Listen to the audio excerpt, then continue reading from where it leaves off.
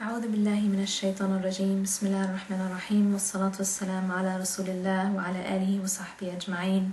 من يهده الله فلا مضل له ومن يضلل فلا هادي له، وأشهد أن لا إله إلا الله وحده لا شريك له، وأشهد أن محمدا عبده ورسوله. رب اشرح لي صدري ويسر لي أمري واحلل عقدة من لساني يفقهوا قولي. Assalamu alaikum wa rahmatullahi wa barakatuh. The topic that I wanted to talk about briefly is a topic that has to do with loss. It's a topic it's basically a message for people who have lost something or who have lost someone dear to them, and specifically those who have lost their children. But it's a message to all those who have undergone the experience of loss. And Allah subhanahu wa ta'ala says in the Qur'an, أعوذ بالله من الشيطان الرجيم, وَلَنَبْلُوَنَّكُمْ بِشَيْءٍ مِّنَ الْخَوْفِ وَالْجُوعِ وَنَقْصٍ مِّنَ الْأَمْوَالِ وَالْأَنفُسِ وَالثَّمَرَاتِ وَبَشِّرِ الصَّابِرِينَ. Allah subhanahu wa ta'ala says what means, and we will surely test you with something of fear and hunger and a loss of wealth and lives and fruits. But give good tidings, give glad tidings to the patient. And then Allah subhanahu wa ta'ala goes on to say, أعوذ بالله من الشيطان الرجيم, الذين إذا أصابتهم مصيبة قالوا إنا لله وإنا إليه راجعون. Well, this is a very powerful statement. Allah subhanahu wa ta'ala says, so the ayah before is talking about that to give glad tidings to a particular group of people, and that particular group are as-sabirin. And so Allah subhanahu wa ta'ala, the next ayah goes and describes who is this group, who are as-sabirin.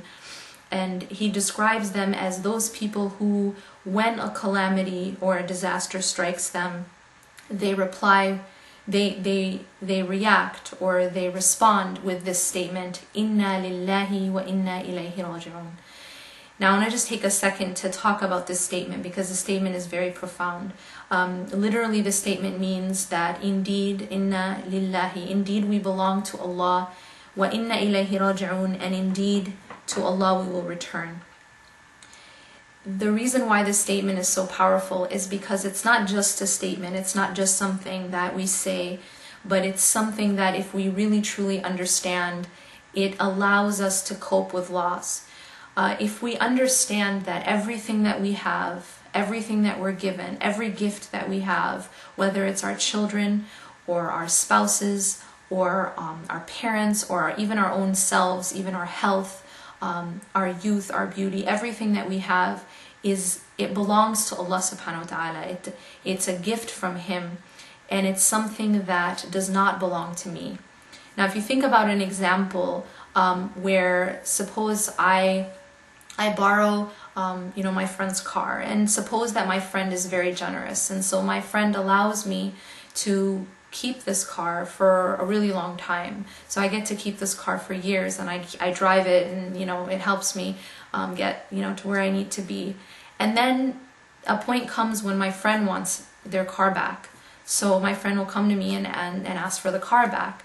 Now at this point, it wouldn't be appropriate for me to be upset at my friend or to be angry that my friend is asking for the car back, because I know that car never belonged to me, that car always belonged to that person. And so when that person comes and asks for it back, I remember that it always belonged to them to begin with, and they were just letting me borrow it. And so this concept is very powerful. In everything that we have, it belongs to Allah subhanahu wa ta'ala, and it's Allah who's allowing us to borrow it. And our children are the same. Our family members are the same. They all belong to Allah subhanahu wa ta'ala, and it's out of Allah's mercy that He allows us to have these things for a while, for an appointed term. And everything in this life has an appointed term, and everything in this life will come to an end. And in the end, what will matter is how we respond once those things do come to an end. And subhanAllah, the very next ayah talks about what what type of fruit, what type of reward is given for those who have this response of inna lillahi wa inna ilayhi raji'un, the first part of which is realizing that we belong to Allah subhanahu wa ta'ala. Everything belongs to Allah subhanahu wa ta'ala, and everything will return to Him. And so when something is taken, this is the response. And Allah subhanahu wa ta'ala then says that those people, He then describes what is the reward for those people.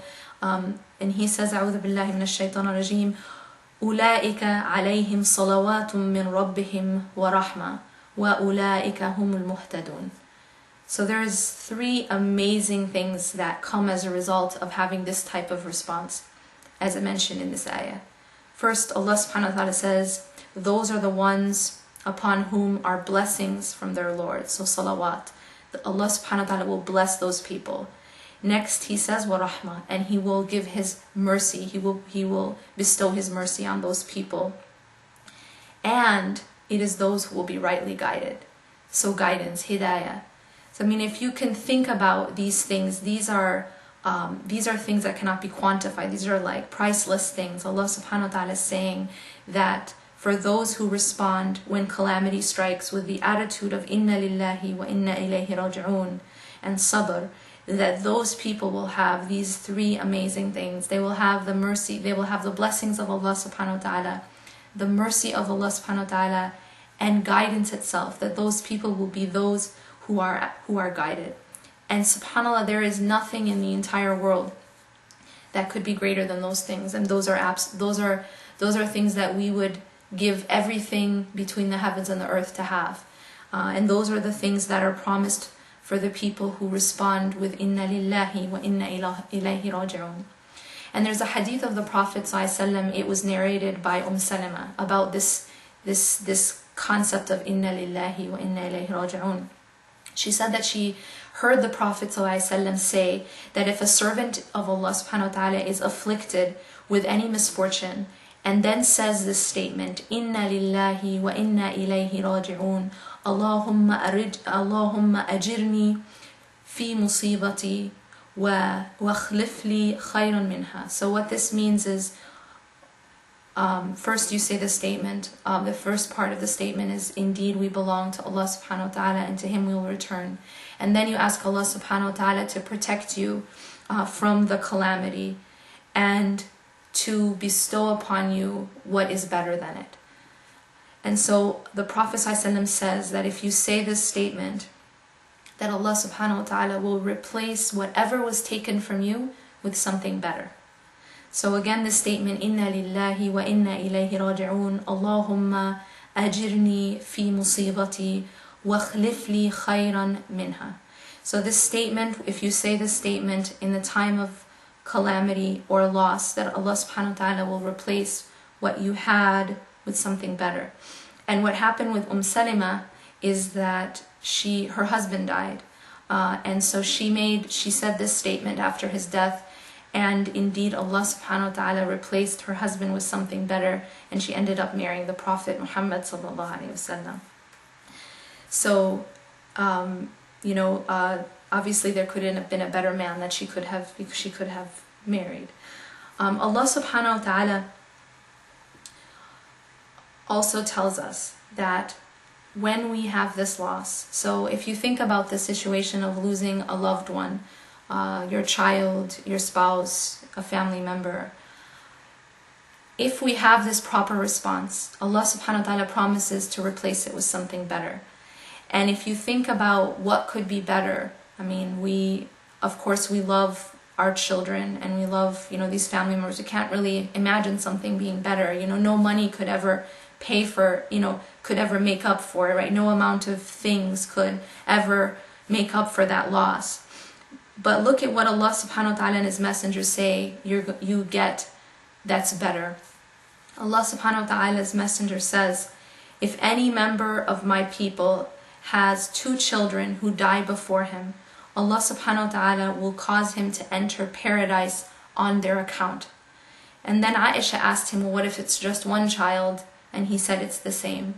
So look at what is better. The thing that is offered for this person is Jannah. So as a result, and there's many ahadith that say this, as a result of that loss, that person who lost their child will be given Jannah. Now I want to just reflect about Jannah for a second. Allah subhanahu wa ta'ala, when He describes Jannah in the Qur'an, He says that it's khayrun wa abqa. That Jannah is khayrun, which means it's better in quality. And abqa meaning that it's longer lasting. So Jannah is better in quality, it's also better in quantity. So Jannah is a place that is better, that is khayrun, meaning that I may be with my child in this life, but I still have to deal with my child being sick, my child getting hurt, my child, these are inevitable, that no matter what I try to do to protect my child, I cannot, I can never protect my child from tears, ever crying or ever feeling pain. It's impossible. It's just, it is a natural part of this life.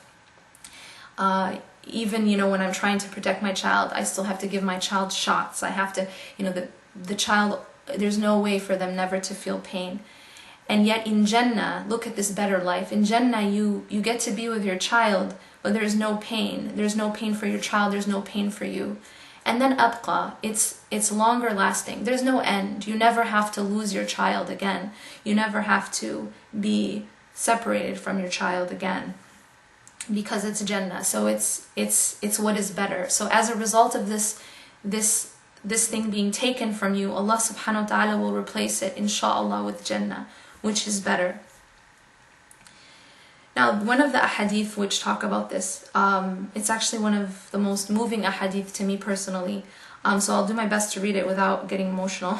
But the Prophet ﷺ said that when a child of a servant of Allah subhanahu wa ta'ala passes away, Allah says to the angels, "Did you take the soul of my servant's child?"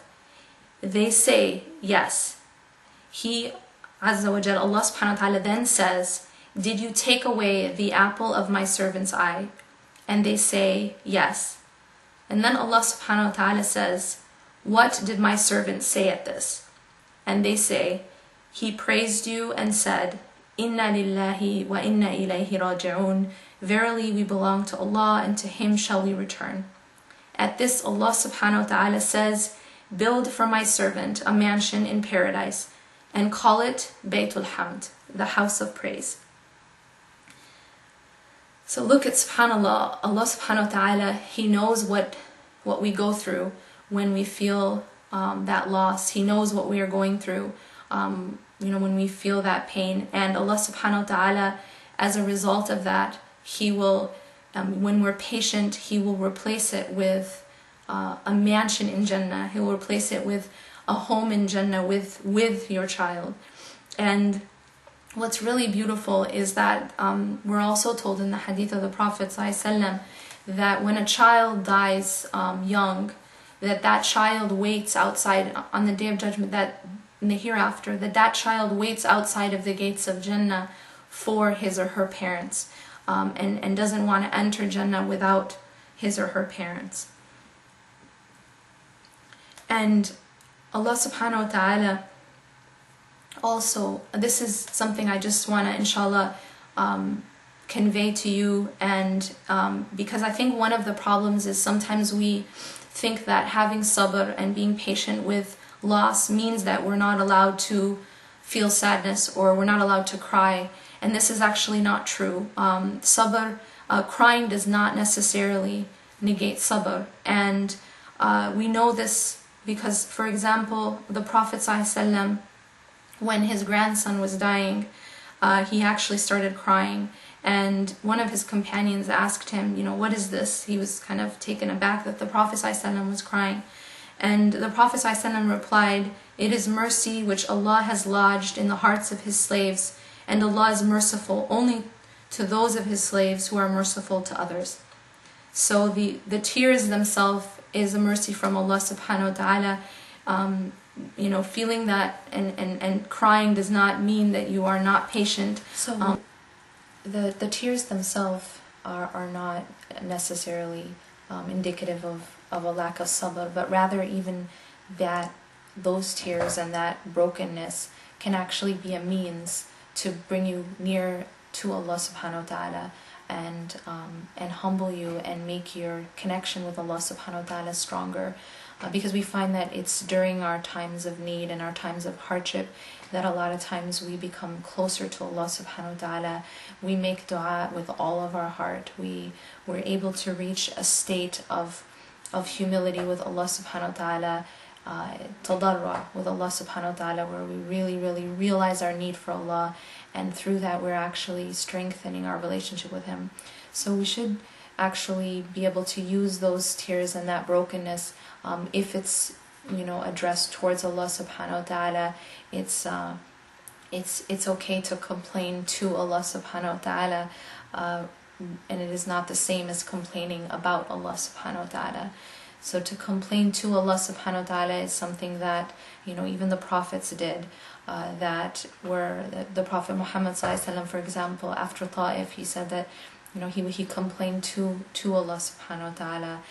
Similarly, even Ayyub alayhi salam, who was Allah subhanahu wa ta'ala referred to him as being, he referred to him as being patient, and yet he also complained to Allah subhanahu wa ta'ala, "Anni massani ad-durru wa anta arhamur rahimin."